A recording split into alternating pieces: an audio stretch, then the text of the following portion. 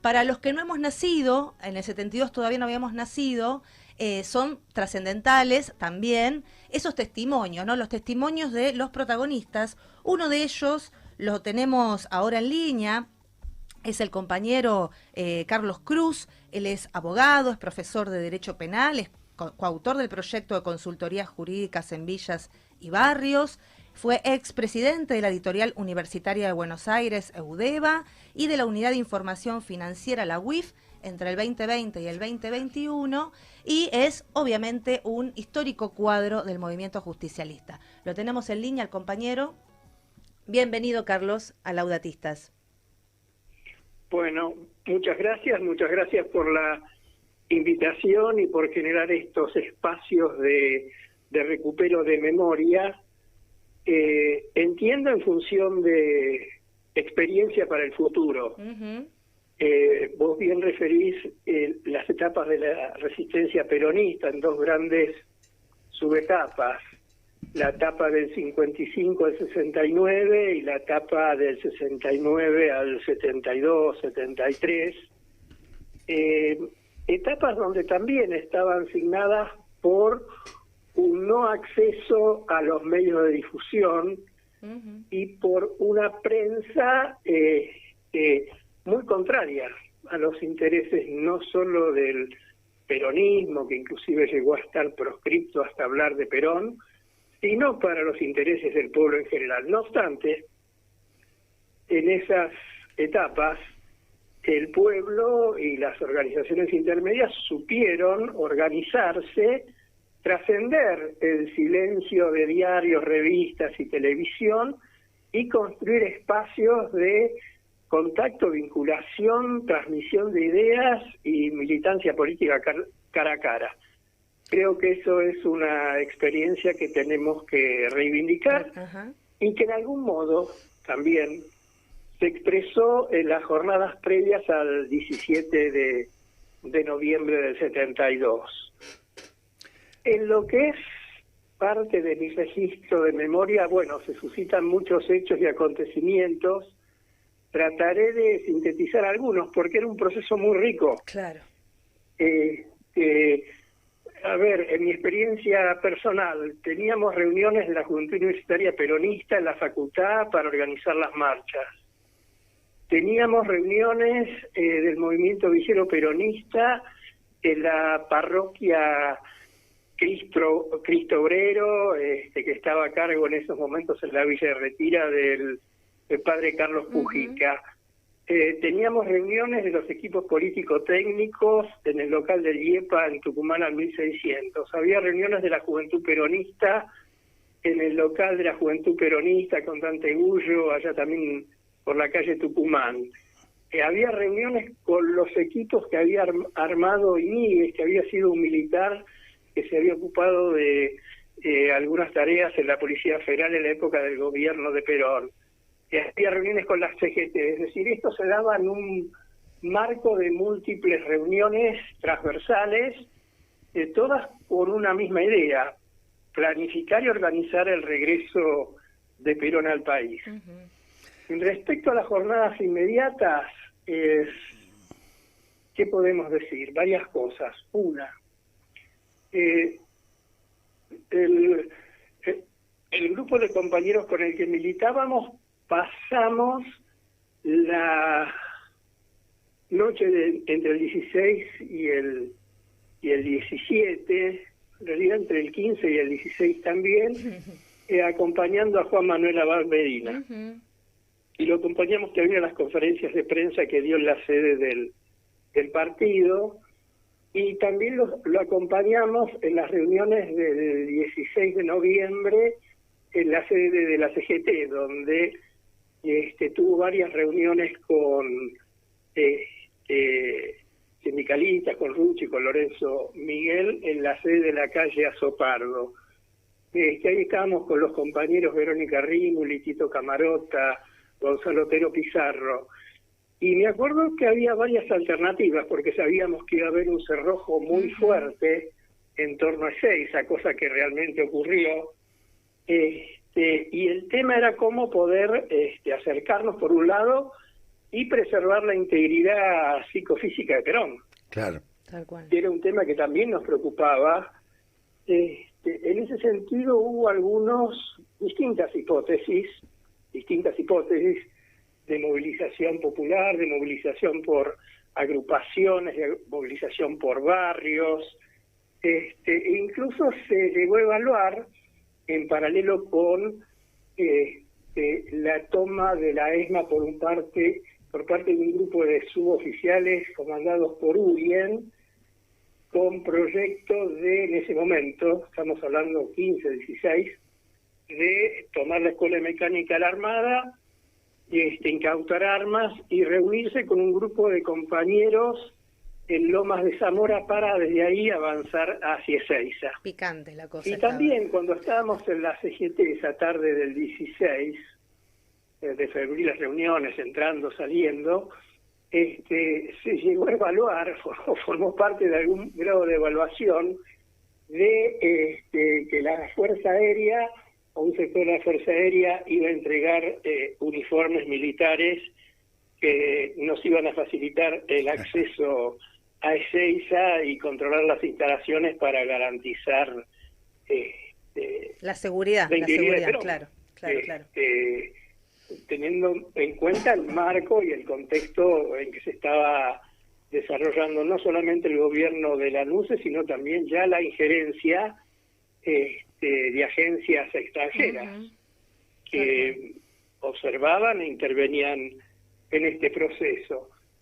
Y también me acuerdo como un dato curioso, nosotros estábamos ya en la noche, serían las 2, 3 de la mañana, en el local del Instituto de Estudios Políticos Argentinos, ya habíamos salido a la CGT, organizando algunas tareas.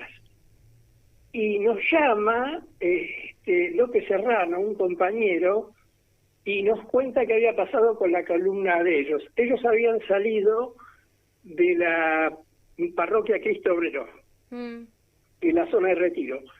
Y las entradas y salidas del barrio estaban tapados por tanquetas. Ah, bueno. Entonces los compañeros y las compañeras saltaron los paredones de las vías del tren, cruzaron las vías del tren, llegaron a Avenida Libertador y ahí empezaron la marcha. Llegaron al río Matanzas, esos eran épocas de militancias de largas caminatas. Llegaron al río Matanzas y cruzaron. Carlos, con el agua a la cintura, claro, el río sí, Matanzas, son esas fotos históricas, ¿no? que vemos. Sí. Carlos, era como una fuerza imparable, ¿no? ¿Es correcto? ¿La CGT había dictado el paro y la NUCE dictó feriado como para que no se note? ¿También pasó eso? Sí, esas eran las galimatías de corta inteligencia para generar algún tipo de respuesta por parte de el gobierno militar. En realidad lo que hay que tener en cuenta ayer y hoy, ayer como hoy, que en realidad tanto la NUCE como en su momento Levingston o Onganía, en realidad eran gestores de una administración asentada en defensa de los intereses de corporaciones transnacionales, en un proceso de aguda desnacionalización de la economía y donde esos gobiernos, conduciendo las fuerzas de seguridad, en realidad operaban como gendarmes de esos intereses y ejercían control social punitivo a todo nivel, cosa que se haría mucho más cruento, pero digamos defendiendo los mismos intereses a partir del golpe de Estado de 1976. Carlos, ¿cómo estás? Te hago una pregunta porque, dado tu juventud acumulada, vos viviste, siendo ya militante, varios años de esos 18 años que culminaron de alguna manera con el retorno del general, que simbólicamente no era solamente el retorno del general, sino el retorno del proyecto nacional.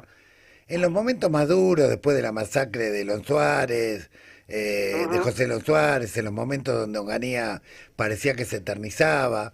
¿Cómo era cómo se empujaba la esperanza de la militancia en que el pueblo iba a volver con el proyecto nacional? ¿Cómo se empujaba con personas como Carlos Mujica, en los asentamientos, en las fábricas, en las unidades básicas, clandestinas en aquel momento? ¿Cómo era, de alguna manera, el amasamiento de la esperanza? El espíritu de época, ¿puedo decir cuál era el espíritu de época? Exacto. El espíritu de época era que había una mayor formación y conciencia política de los intereses que había que defender. Y la defensa de esos intereses giraban fundamentalmente en torno a la defensa de los intereses del movimiento obrero, de la clase obrera, de los pobres, de los excluidos, de los trabajadores, y en ese marco la defensa de la soberanía y la justicia social. Había una muy clara conciencia de esto, había un trabajo de formación militante muy transversal, muy extendido, de discusión y debate político, que empezaba muy temprano. En esa época, a los 14, 15 años, ya estábamos militando en distintos lugares. Y una de las cosas muy importantes, y por eso, entre otras, el trabajo que nosotros tratamos de desarrollar desde la Facultad de Derecho, en barrios populares y en las villas a través de los consultorios jurídicos, no tenía solo un carácter asistencial. Esto es, vamos a resolver los problemas jurídicos de trabajo, de despido, de adquisición de la propiedad de los trabajadores o de los villeros, sino que había un trabajo de interacción, de intercambio de ideas, de experiencias muy fluido. Esto es, había un intercambio de mutua formación política entre los sectores medios, los trabajadores y los villeros. No se iba a dar clase a las villas. Claro. Era un trabajo de interacción conjunta. En ese momento, es decir, esta es mi interpretación, ¿no? Hoy el movimiento peronista, y creo que o el kirchnerismo puede formar parte de sus limitaciones, devino fundamentalmente en desarrollar miradas desde el lugar de los intereses de los sectores medios. Claro, tal cual. Y en ese sentido, con algunos toques de bastante aburguesamiento. Así y esto es. También se hizo presente en distintos momentos en la etapa de gestión en la administración pública, ¿no?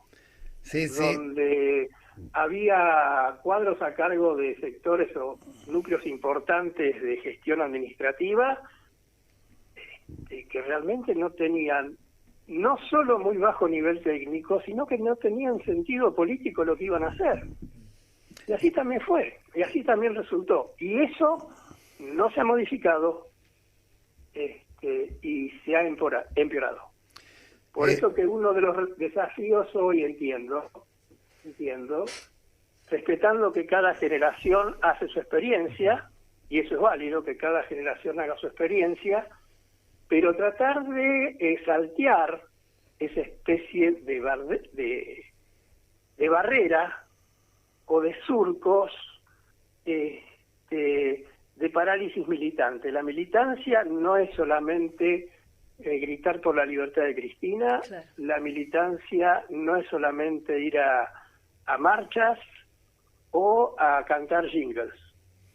Hoy la militancia y la situación objetiva y a futuro de la nación argentina requiere más compromiso y dedicación, de militancia en todos los frentes, cara a cara, de manera personal, y debatiendo ideas, porque, y esto también, y con eso termino,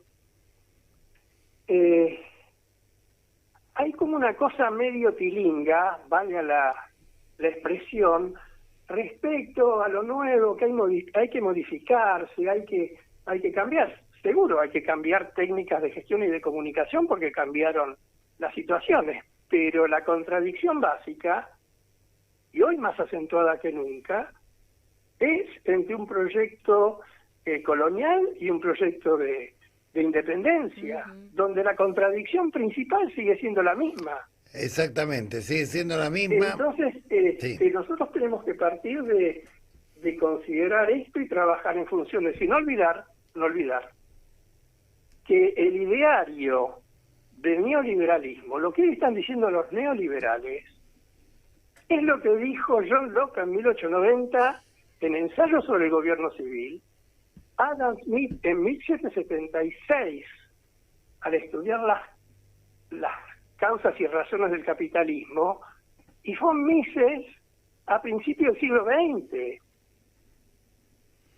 Es así, Carlos. Tenemos que tener presente.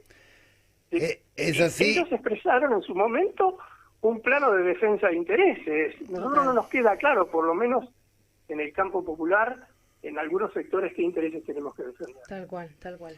Mira, la verdad que muy rico tus aportes y obviamente los compartimos y estamos de acuerdo. Por suerte, en medio de este desastre pasó el Papa Francisco con su Laudato, con su Fratelli y volvió a iluminar a un montón de nuevas generaciones que de alguna manera no tenían claro el rumbo por estas cuestiones que vos mencionás. Ojalá esta semilla la podamos hacer madurar.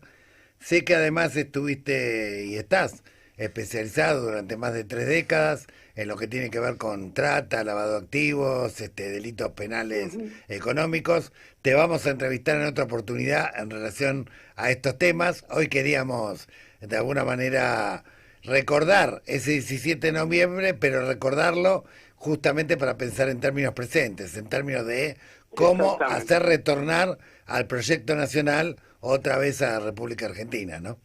Miras al futuro. Exactamente. En ese sentido, el Papa la tenía re clara. Por eso decía... Una remera que diga. La tenía re clara. Exactamente. Bueno, Carlos, te mandamos un abrazo muy grande. Lamentablemente no tenemos tiempo, pero te vamos a volver a entrevistar. Abrazo grande. Fuerte abrazo. Y feliz día. Gracias. Feliz día.